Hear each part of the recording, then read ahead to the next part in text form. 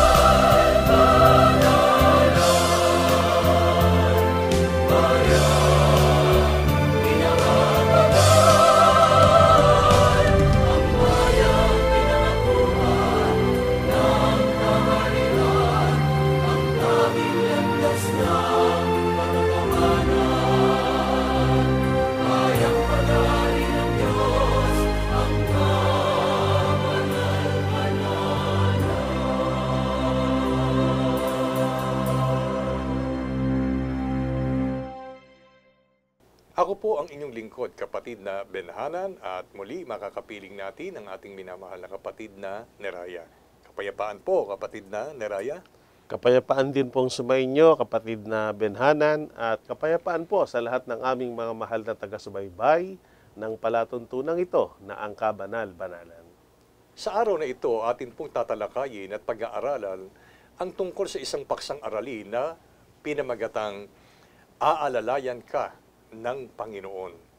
Opo, sa araw-araw ng ating pamumuhay, mga giliw naming taga-subaybay, ay hindi po natin maiiwasan na kung minsan tayo po ay nasa kalagayang masaya at kung minsan ay nasa kalagayang tayo nakararanas ng kalungkutan. May mga masasamang araw paminsan-minsan, mula sa maliliit hanggang sa malaki nating pagkakamali at mula sa iba pang nagbibigay ng negatibong emosyon para tayo po ay papanghinaan ng kalooban. At kung madalas man at paulit-ulit na dumaranas tayo ng kahirapan, ng kalungkutan sa buhay na ito, huwag po tayong mawawala ng pag-asa sapagkat kung atin lang pong aalamin ang banal na kalooban ng ating Panginoon Diyos sa pamamagitan po ng patuloy ninyong pakikinig sa programang ito, na ang batayan ng mga pagtuturo ay ang Biblia. Sapagkat ang Biblia ay punong-puno ng mga salita ng karunungan, nagpapatibay ng ating kalooban at nagbibigay motibasyon upang malampasan po natin ang kahirapan at kalungkutan sa buhay na ito. Mga giliw naming taga-subaybay. Kaya atin pong pasimulan ang pagtalakay. Kapatid na Neraya, ano po ba ang kadalasang dahilan kung bakit ang tao'y nakararanas ng kalungkutan at mga paghihirap sa buhay na ito? Ang sagot po ng Biblia o ng banal na kasulatan ay ipinahayag po sa pamamagitan ng Apostol Pablo sa kanyang sulat sa mga taga-Korinto. Sa unang Korinto, Kapitulo 10, versikulo 13, pakibasa niyo po sa salin ng Biblia ang Tagalog Popular Version. Wala pang pagsubok na dumating sa inyo na di dinanas ng lahat ng tao.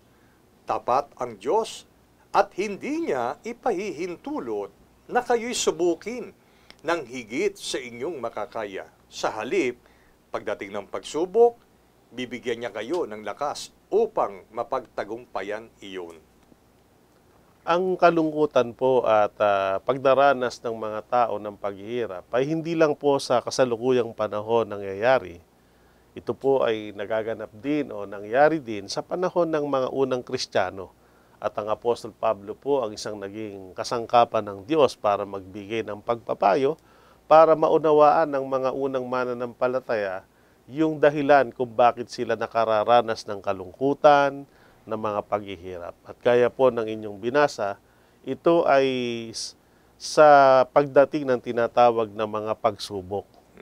Alam naman po natin, ang pagsubok, yan po ay iba't ibang anyo. Pero isang bagay ang tiyak, yan pong mga pagsubok ay kaya natin dinaranas ng mga unang Kristiyano yan po ay ipinahintulot ng Diyos. At alam po ng Diyos na yan ay ating makakaya. At ang isang magandang balita ayon sa talatang inyong binasa, kalakip ng pagsubok ay bibigyan niya tayo ng lakas upang mapagtagumpayan niyaon. So, ang una-unang dahilan kung bakit hindi tayo nakakaiwas sa ating pamumuhay sa mundo, lalo na po ang mga lingkod ng Diyos sa pagdanas ng mga kalungkutan at mga paghihirap, ito po ay bunga ng mga pagsubok na ipinahihintulot ng Diyos na ating maranasan. At ang isang halimbawa nga po niyan, na dahil sa pagsubok ay dumanas ng kalungkot at paghihirap, ay ang lingkod ng Diyos na si Job. Isa po doon yung dahil sa pagsubok ay ipinahintulot ng Diyos na mamatayan siya ng kanyang mga mahal sa buhay. Alam naman po natin, ayon sa kasaysayan, ay mayroong 10 anak si Job. Sa panahon pa ng birthday celebration, ay sabay-sabay itong nangamatay. So, kung mayroong isang bagay na nakapagpapalungkot sa magulang, yung mamatayan ka ng anak. At hindi basta isang anak. 10 anak po yun, samantalang nagdiriwang ng kaarawan ay nadaganan ng bahay, bunga po ng tornado na dumaan sa kanilang tahanan. Pangalawa po, yung bunga pa rin ng pagsubok ay merong apoy na mula sa langit na bumaba at nasunog. Yun pong kanyang mga pananim na dapat sana'y aanihin na. Kumbaga, yun po yung pinagmumulan ng kanyang source of income at napeste o nangasalot at pinagpapatay ng mga tulisan yung kanyang mga baka, kamelyo, asno, yung kanyang mga hayupan. At ang isa pa, yung pagkakaroon po ng malubhang sakit o karamdaman na tinubuan siya ng bukol mula sa puyo hanggang sa kanyang talampakan. At ang lalong kalungkutan sa panahon ng pagkakasakit, siya'y nagawang iwanan ng kanyang asawa. So yan po yung 4 na pangkaraniwang nangyari bilang pagsubok na ipinapahintulot ng Diyos. Inulit ko po, ang mamatayan ng mahal sa buhay, katulad ng ating mga anak, ang malugi yung ating negosyo, yung ating kabuhayan mula sa antas na dati na sanang maunlad o mayaman na tayo ay naghihirap pa tayo. Ang pangatlo po ay ang magkaroon ng malulubhang sakit o karamdaman mula sa malusog na pangatawan, at yung hindi mo inaasahang yung asawa mo, nasasamahan ka sana hanggang sa panahon ng pagkakasakit, ay iiwanan ka o tatalikuran ka. Yun po mga giliw naming mga taga-subaybay, at pakipansin po natin yung naturang pahayag na tungkol po sa buhay ng lalaking si Job. Alam niyo po, sabay-sabay po ito na nangyari sa lingkod ng Diyos na si Job. Hindi po paisa-isa. Kumbaga, one time, big time, kapatid na Neraya, no? Na sa isang panahon ay nawala sa kanya ang lahat ng mahalagang bagay at mga mahal niya sa buhay, pero sa kabila ng mga pagsubok na ito ay aalamin natin ano ang naging pagtanggap ni Job sa bagay na yon. Kaya kung tayo po ay nakakaranas ng mga bagay sa buhay na ito, ikumpara po natin ito sa naging karanasan ni Job. At masasabi natin, teka muna, wala pa pala sa kalahati yung nararanasan ko sa ipinaranas ng Diyos sa lalaking si Job. Ngayon, kapatid na Neraya, sa tuwing darating ang mga pagsubok na ito, itong mga kalungkutan at nagpapahirap sa kalooban ng tao, ano po ba ang mahalagang payo o bilin ng Biblia? Kung tayo po ay dumaraan at dumaranas sa kahirapan at kalungkutan sa buhay na ito. Ang payo po ng Apostol Pablo sa mga unang Kristiyano ay mababasa po natin sa Pilipos, Kapitulo 4, versikulo 6. Pakibasa niyo po, kapatid na Benhanan. Huwag kayong mga balisa sa anumang bagay, kundi sa lahat ng mga bagay sa pamamagitan ng panalangin at daing na may pagpapasalamat, ay ipakilala ninyo ang inyong mga kahilingan sa Diyos. Dito po sa talatang ito ay maunawa natin ang 3 mahalagang ipinayo ng Apostol Pablo sa mga unang Kristiyano upang sa kabila ng mga paghihirap, kalungkutan, bunga ng pagsubok na ipinahintulot ng Diyos, ito po'y malagpasan o mapagtagumpayan. Gaya ng ating narinig, ang sabi niya, huwag kayong mga balisa sa anumang bagay. Kasi po, natural sa mga tao kapag ka naghihirap o nalulungkot ay nababalisa, hindi alam ang gagawin. Pero katulad ng salita na pumanatag lang kayo, pumayapa kayo, no po? At kalakip ng bilin na huwag mabalisa o maging mapayapa sa pamamagitan niya ng panalangin at daing na may pagpapasalamat, ipakilala nyo ang inyong kahilingan sa Diyos. So sa halip na tayo mabalisa at hindi natin alam kung ano ang ating gagawin, ang pinakamagandang reaksyon pag tayo po ay nakakaranas ng pagsubok ay manalangin. At sa pamamagitan po ng panalangin na may pagpapasalamat, ipakilala natin sa ating Panginoong Diyos yung ating kahilingan. Kasi po hinihintay ng Diyos ang ating paglapit. Bagamat alam po ng Diyos yung ating mga pinagdadaanan, kasi gusto po ng Diyos makita yung gaano ba tayo nagtitiwala, hindi sa magagawa natin, kundi gaano ba tayo nagtitiwala sa magagawa ng Diyos sa ating pinagdadaanan. Opo. Isa po kasi yan sa hinahanap ng Panginoon sa mga tao. Ang makita niyang mga tao ay hindi nananalig sa sariling kakayanan, kundi nagtitiwala sa tulong ng Diyos sa kanyang kalagayan.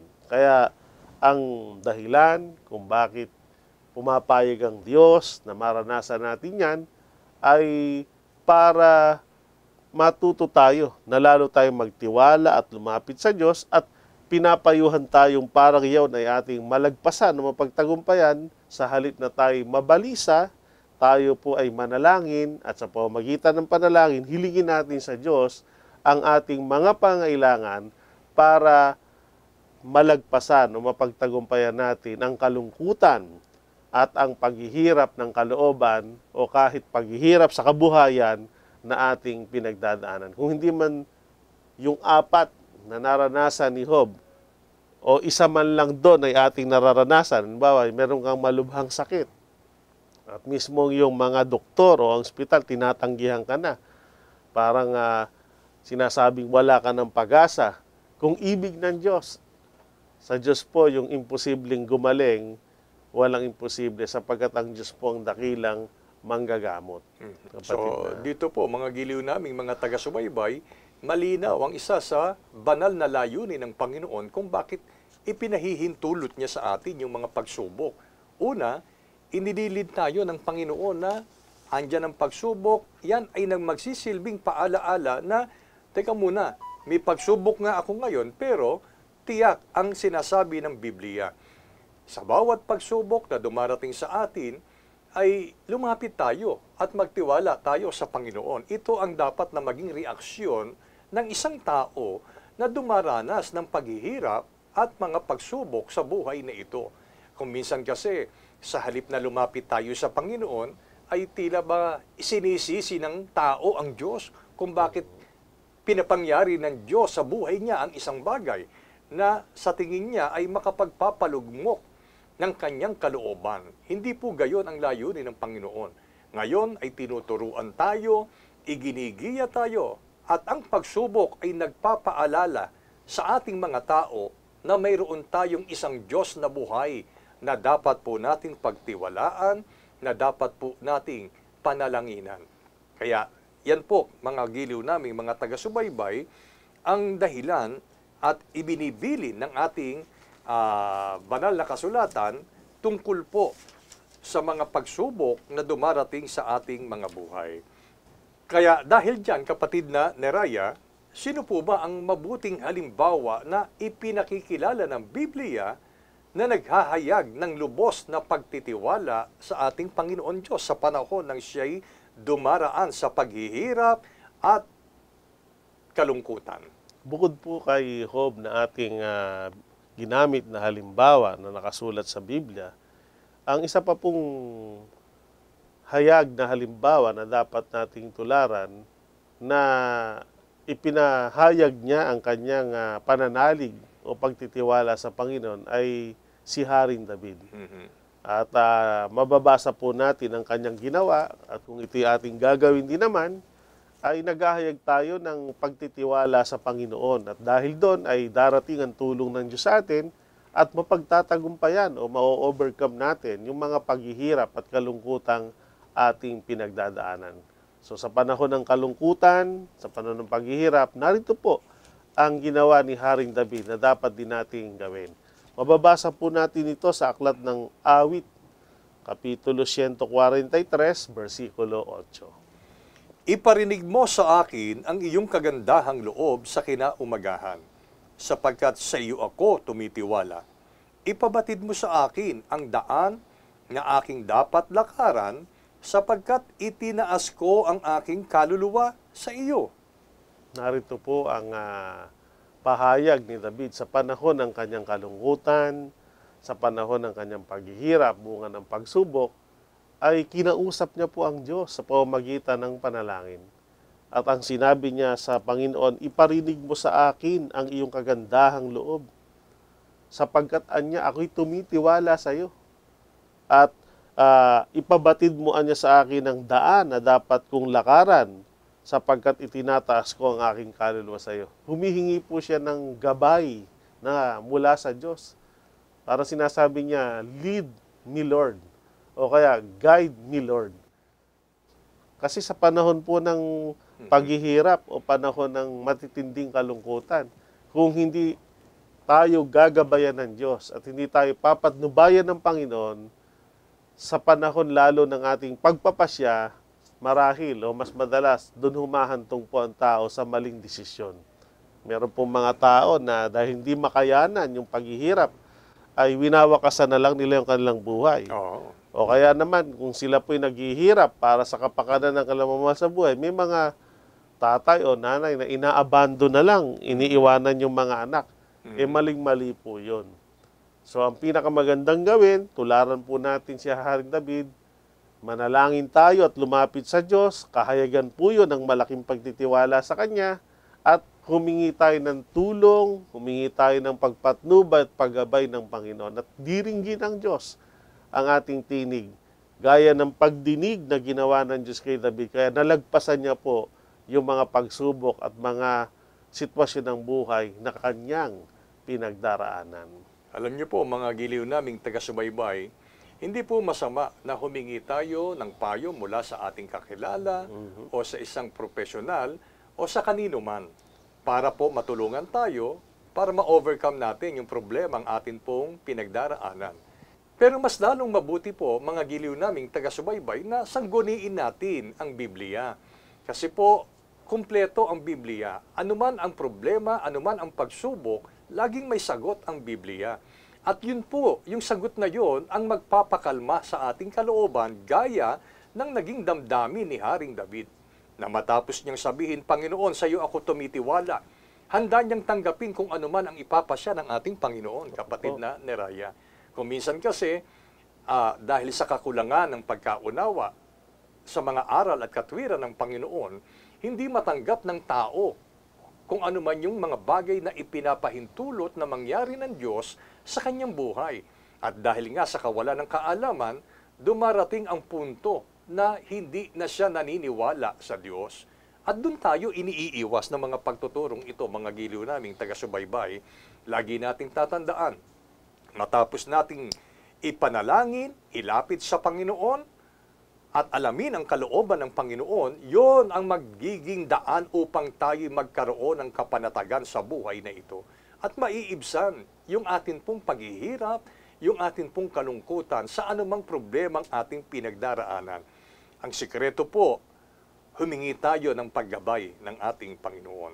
Kapatid na Neraya, bukod po sa pamamaraang ito, saan pa tayo dadalhin ng ating pagtitiwala sa Diyos?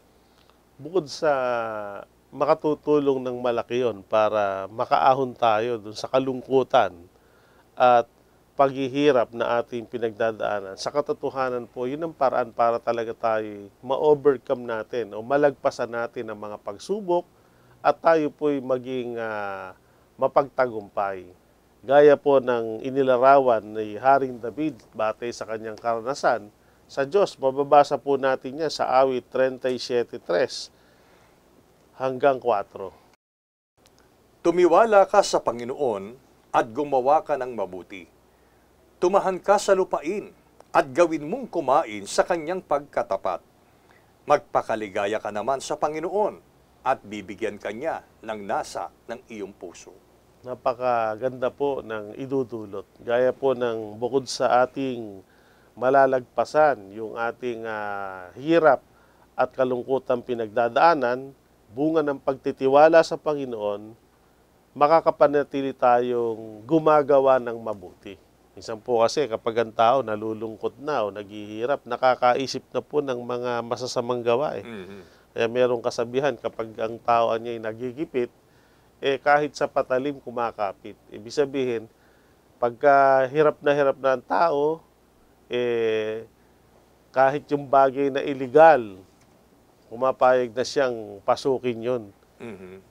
At yung mga illegal sa batas ng tao, sa batas ng Diyos, ay nagdadala sa tao sa pagkakasala o tinatawag na kapahamakan. Pero pag tayo po ay lubos na nananalig sa Panginoon, nagtitiwala tayo sa Kanya, bukod sa mapagtatagumpayan natin ang mga pagsubok, makakapanatili tayong gumagawa ng mabuti. Tumatahan tayo sa panig ng katwiran at mapapatunayan natin sa Diyos yung ating pagiging tapat tulad ni Job na natiling tapat na lingkod at sakdal na lingkod ng Panginoon. Kaya ang payo lamang ay para magkamit tayo ng kaligayahan kahit sa panahon ng kalungkutan at kaginhawahan sa panahon ng paghihirap, magpakaligaya ka niya sa Panginoon. Huwag tayong lalayo sa piling ng Diyos. Ang pagkukunan natin ng kaligayahan, yung Diyos na nangako sa atin, naaalalayan at tutulungan niya tayo. At para hindi tayo malayo sa Panginoon, kung paanong ang Panginoon ay namamalaging minamahal niya tayo, ano man ang mangyari sa atin, manatili tayong nagmamahal o umiibig sa Diyos. At pag nagawa nating umiibig sa Panginoon, nagpapakaligaya tayo sa Kanyang piling, ibibigay niya yung nasa ng ating puso. So ang ninanasa natin, matapos na yung paghihirap, yung kalungkutan, mapalitan ng kaligayahan, ang Diyos po ang magbibigay nun dahil sa hindi tayo nananalig sa sarili nating kakayanan, kundi lubos tayong nananalig at tumitiwala sa Panginoon na nangakong tutulong at hindi niya tayo kailanman pababayaan. Kaya dito po, mga giliw naming taga-subaybay, ay pakipansin po na ang isang taong tumitiwala sa Panginoon ay naghahayag ng mabubuting gawa na kanyang gagawin sa kabila ng siya ay dumaraan sa pagsubok, sa kahirapan at sa kalungkutan. Kaya ibang-iba ito sa isang taong hindi tumitiwala sa Panginoon at sa taong tumitiwala sa Panginoon. Ang isang taong tumitiwala sa Panginoon ay gumagawa ng kabutihan sa kabila ng kanyang kagipitan. Samantala, ang isang taong nanghahawakan sa kanyang sariling unawa at kakayahan at masasabing hindi ganoon nagtitiwala sa Panginoon, ito ang mga taong lalong napapahamak sa buhay na ito, kapatid na Neraya. Kasi halimbawa, isang sitwasyon na namatayan ka o may kamag-anak ka, may mahal ka sa buhay na pinatay sa mundong ito. O hindi ba? Ang isang taong hindi tumitiwala sa Panginoon, ano gagawin niya? Gagawa ba siya ng kabutihan? Hindi. Ang gagawin niya at ang iisipin niya, gantihan yung pumatay sa kanyang mahal sa buhay. At kung may pagkakataon, ay papatayin din niya yung pumatay sa kanyang mga mahal sa buhay.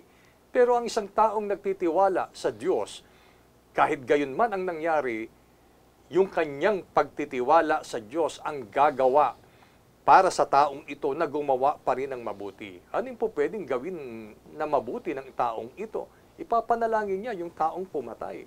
Di po ba? At ipapanalangin niya sa Panginoon na bigyan siya ng maliwanag na pag-iisip upang hindi siya makapag-isip ng masama laban sa kanino man. Ngayon, kapatid na Neraya, hanggang sa anong sitwasyon dapat nating patunayan yung pagtitiwala o pag-ibig natin sa ating Panginoon? Ang sagot po ng Biblia, mababasa natin sa itinuro ng Apostol Santiago. Sa Santiago, Kapitulo 1, versikulo 2. Sa salin po ng Biblia ng Tagalog, Popular Version, Inyo pong pakibasa, kapatid na Benhanan. Mga kapatid, magalak kayo kapag kayo'y dumaranas ng iba't ibang pagsubok. Maliwanag po yan ang ipinayo at itinuro ng Apostol Santiago na kailangan natin gawin ay sa halip na, sabi nga, dibdibin natin ng mabuti at masyado tayong maapektuhan ng mga bagay na nangyayari, bilang mga Kristiyano ay manatili tayo sa kagalakan. At ang paraan para magalak ay magtaglay tayo ng pag-asa na malalagpasan din natin yan, mapagtatagumpayan natin yan dahil may Diyos na nakahandang tumulong at gumabay sa atin. Ngayong Diyos na tumulong sa mga unang Kristiyano, sa mga unang lingkod ng Diyos, kaya nila nalagpasan at napagtagumpayan dahil sa kanilang pagtitiwala sa Panginoon ay dumating ang pagtulong ng Panginoon ay siya rin pong Diyos na nakahandang tumulong, nakahandang gumabay, umatnubay at nangakong hindi niya tayo pababayaan. Kaya yung pong ganung uri ng pagtanggap sa mga pinagdadaanan natin ay tumutulong ng malaki para maingatan natin ang kagalakang ukol sa Espiritu. At lalo nating mapapatunayan yung ating pagtitiwala sa Panginoon kahit na dumaraas tayo sa sarit-saring mga pagsubok. Iyon po, mga giliw naming taga-subaybay, dapat po ay maliwanag sa atin na yung ating pagtitiwala ay naipapahayag natin sa pagiging kalmadong pananaw sa buhay na ito. Kaya baligtad po sa kaisipan ng tao ang itinuturo ng Biblia. Kasi kapag ang tao nasa gipit na sitwasyon, na nasa kanyang maraming pagsubok na pinagdaraanan, ang unang reaksyon ay malungkot siya. Di po ba? At hindi siya nagiging kalmado. Taliwas ito sa sinasabi ng Biblia na ang taong nagtitiwala sa Panginoon ay magagalak sa bawat pagsubok na ipinahihintulot sa kanya ng Panginoon. Bakit po nagagalak at dapat magalak ang isang tao na dumaranas ng pagsubok sa buhay ni ito? Ano po, kapatid na niraya, kaya ang isang napakabuting dahilan bakit ipinahihintulot ng Diyos na ang tao'y dumaan sa mga pagsubok? Mga mahal naming taga-subaybay, hindi ang layunin ng Diyos kaya tayo sinusubok ay para lumuha lamang o para tayo mahirapan o talagang malungkot. Merong gusto ang Diyos na matutunan, kaya pumapayag siya na mangyari sa atin yung mga pagsubok at mga iba't ibang sitwasyon ng buhay. At tinalakay po yan ng Apostol Santiago pa rin kung itutuloy natin ang pagbasa. Kanina po ay 1-2 ang inyong binasa. Ituloy niyo lang po sa 3 hanggang 4 sa Kapitulo 1 rin po. Sapagkat alam nyo na lalong magiging matatag ang inyong pananampalataya matapos ninyong pagtagumpayan ang mga pagsubok na yan. At dapat kayong magpakatatag hanggang wakas upang kayo'y maging ganap at walang pagkukulang. Napakaliwanag po nun. Nakakatulong po ng malaki ang mga pagsubok na ating pinagdadaan, ang ipinahintulot ng Diyos upang lalong tumatag ang ating pananampalataya. At bukod sa tatatag ang ating pananampalataya, ito rin ang daan para tayo maging sakdal, maging ganap sa harap ng Panginoon. Hindi nga po ba, kapatid na Benhanan, ito rin ang naging dahilan kaya naging sakdal at matwid na lingkod ng Diyos si Job? Opo. Dahil pinagtiisan niya yung mga pagsubok na kanyang naranasan na ipinahintulot ng Panginoon. At yung kanyang pagtitiis ay naging malaking tulong para ito'y kanyang mapagtagumpayan. At kaya naman niya natiis yun hanggang sa wakas dahil napakalaki ng kanyang pagtitiwala sa Diyos na nakahandang umalalay at tumulong sa kanya. Kaya hindi lang po para malungkot, inuulit ko po yan, hindi para lumuha lang tayo. Kung maaari nga, ayaw sana ng Diyos na mahirapan tayo. Meron po siyang higit pa sa damdamin ng isang mapagmahal na magulang. ang damdaming iniuukol ng Diyos sa atin bilang kanyang minamahal na mga anak.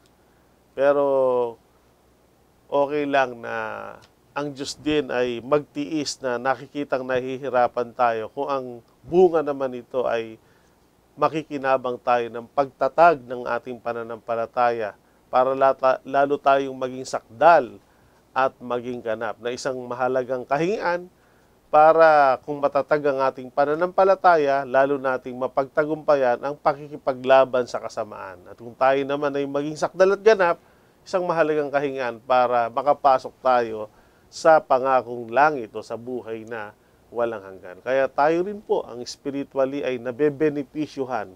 Kaya pumapayag ang Diyos na dumating sa atin ng iba't ibang anyo ng mga pagsubok. Yun po, mga giliw naming mga taga-subaybay, sino nga po ba ang aayaw sa pagsubok na ipinahihintulot ng Diyos kung ang katumbas naman nito o ang kapalit nito ay ang pagtatag ng ating pananampalataya sa makapangyarihang kamay ng ating Panginoon. Kaya sana po makita po natin yung maliwanag na direksyon at kalooban ng ating Panginoon na sa bawat pagsubok, ibig ng Diyos na tayo po ay mapabuti. At ito ay katumbas na tayo ay maging karapat-dapat at totoong tapat na lingkod ng ating Panginoon. Kung ganito ang kahihinatnan ng mga pagsubok na ipinararanas sa atin ng ating Panginoon, kapatid na Neraya, ano po ang kanyang pangako na totoong maaasahan natin samantalang tayo ay patuloy niyang pinatitibay sa pananampalataya? Ang sagot po ng Biblia ay mababasa po natin sa aklat ng Isayas, Kapitulo 41, versikulo 10. Pakibasa pong muli, kapatid na Benhanan. Huwag kang matakot, sapagkat ako'y sumasa iyo. Huwag kang manglupaypay, sapagkat ako'y iyong Diyos. Aking palalakasin ka. Oo, aking tutulungan ka. Oo, aking aalalayan ka ng kanang kamay ng aking katuwiran. Narito po ang tapat na pangako ng ating Panginoong Diyos sa ating na kanyang mga lingkod. Lalo nating tandaan at ma-appreciate ang kaganapan nito sa panahon ng mga pagsubok, na magdudulot ito upang tayo maging panatag at walang anumang pagkabalisa. Ang sabi ng Panginoon, huwag tayong matakot, sasamahan niya po tayo. Hindi niya tayo iiwan. Huwag tayong manglulupaypay, lakasan natin ang ating loob sapagkat palalakasin tayo ng Diyos. Nakahanda po siyang tumulong. Tutulungan kita niya. At kung tila parang dahil sa tindi ng ating pinagdadaan, parang babagsak na tayo, ang ating pag-asa, aalalayan ka, aalalayan tayo ng makapangyarihang kamay ng Diyos. Tandaan niyo po ang talatang ito, Isayas 41:10, dito nakasulat ang tapat na pangako ng Panginoon. At kung ito'y isa sa puso natin, may lakas tayo ng loob na mapagtagumpayan ang anumang hamon ng buhay na ating pinagdadaanan. Yun po, mga giliw naming taga-subaybay, hindi ba pumapanatag tayo kapag merong nagagarantya na isang tao na nasa kapangyarihan upang resolbahin ang ating problema? Halimbawa, meron kang problemang pinansyal o anumang bagay, lalapit ka sa isang tao. At pagka sinabi ng taong yon, o pumayapa ka na, ako nang bahala sa problema mo. Hindi ba't yun ay nagdudulot sa atin ng kapayapaan at lalong napapamahal sa atin yung taong nangako sa atin? Pero kung minsan, mga giliw naming taga-subaybay, yun ay salita lamang ng tao. Kung ikukumpara natin ang salita ng Diyos sa salita ng tao, hindi ba mas lalong dapat nating ipagtiwala sa Diyos ang lahat-lahat sa buhay natin? Ngayon ay gaya ng tinatapik ka ng ating Panginoon sa balikat. Parang sinasabi niya, anak, pumanatag ka, ako ang bahala sa iyo. Sa tuwing may pagsubok na dumarating sa buhay mo, nandito lang ako at ako na ang bahala. Kaya lang, dapat makita sa atin yung lubos na pagtitiwala. Kuminsan kasi, kapatid na Neraya, na tayo na nga lang ang humihingi ng tulong. Halimbawa, gusto mong humingi ng tulong kay Mayor. At pag sinabi ni Mayor na, sige, sa isang linggo, ibibigay ko sa iyo. Kuminsan ang tao, mas yung nangangailangan, siya pang nagtatakda. Baka pwede bukas na. Hindi ba? Parang gusto ng tao na, ikaw na nga lang ang humihingi ng pabor, gusto mo ikaw pa ang masunod kung kailan dapat ibigay sa iyo yung pabor na yun. Kuminsan ganyan din ang tao. Panginoon, pahingi po ng ganito. Ibigay mo sana to at sana wag lumagpas ng buwang ito. Di ba? Parang tinatakdaan pa natin ang Panginoon. Tandaan natin, ang tulong ng Panginoon ay laging nasa perpektong panahon. Wala pong delay sa Panginoon pag siya ang gumawa at nagbigay ng solusyon sa ating problema.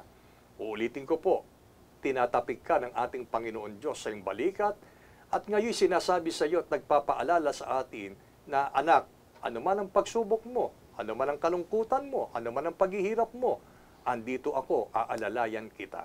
Ngayon, kapatid na Neraya, may dapat pa nga bang pangambahan ang taong lubos na tumitiwala sa Panginoon? Wala na po. At gaya ng ipinahayag ni Haring David sa kanyang awit, 37:24. Pakibasa pong muli, kapatid na Benhanan. Bagaman siya ay mabuwal, hindi siya lubos na napapahiga, sapagkat inaalalayan siya ng Panginoon ng kanyang kamay. Tandaan po natin, ang kamay ng Diyos ay makapangyarihang kamay. Gaya ng naranasan ng mga unang lingkod ng Diyos. Bagamat mabuwal, talagang mabubuwal na, pero hindi niya siya lubos na malulugmok o mapapahiga. Ang dahilan, sapagkat inaalalayan siya ng kamay o ng makapangyarihang kamay ng ating Panginoon. Ang makapangyarihang kamay ng Diyos, ito po ang ginagamit niya para sa lahat ng sitwasyon ng ating buhay ay alalayan tayo. Kaya huwag mong isiping hindi mo na kaya, suko ka na. Kung ang titingnan mo ay yung sariling kakayanan, kaalaman, talagang hindi mo na kaya, suko ka na. Pero kung makikita mo yung magagawa ng makapangyarihang kamay ng Diyos, walang laban na hindi mo mapagtatagumpayan. Walang pagsubok na hindi mo malalagpasan. At walang hirap at kalungkutang hindi mo ma-overcome. Ang kailangan lang po talaga, tumiwala tayo sa Panginoon ng buong puso at tandaan natin ang kanyang pangako, aalalayan ka ng ating Panginoon. Yun po, mga giliw naming mga taga-subaybay, sana ang diwang banal na ito ay totoong naingatan natin sa ating kalooban. Kapatid, mga giliw naming taga-subaybay, gusto mo bang maranasan ang pag-alalay ng Panginoon? Ito na ang pagkakataon. Tayo nang makinig ng kanyang mga banal na salita at lumikha sa atin ito ng matuwid at matatag na pananampalataya. At tandaan po natin, ang tunay na nagtitiwala sa Panginoon ay hindi po naiinip. Ibig nating maranasan ang pag-alalay ng ating Panginoon sa buhay na ito. Lubos tayong magtiwala at hayaan natin na ang Panginoon Diyos ang gumawa sa buong panahon ng ating buhay. Sana po ay ipagpala sa atin ang mga pagtuturong ito mula ngayon at magpakailanman. Amen. Amen.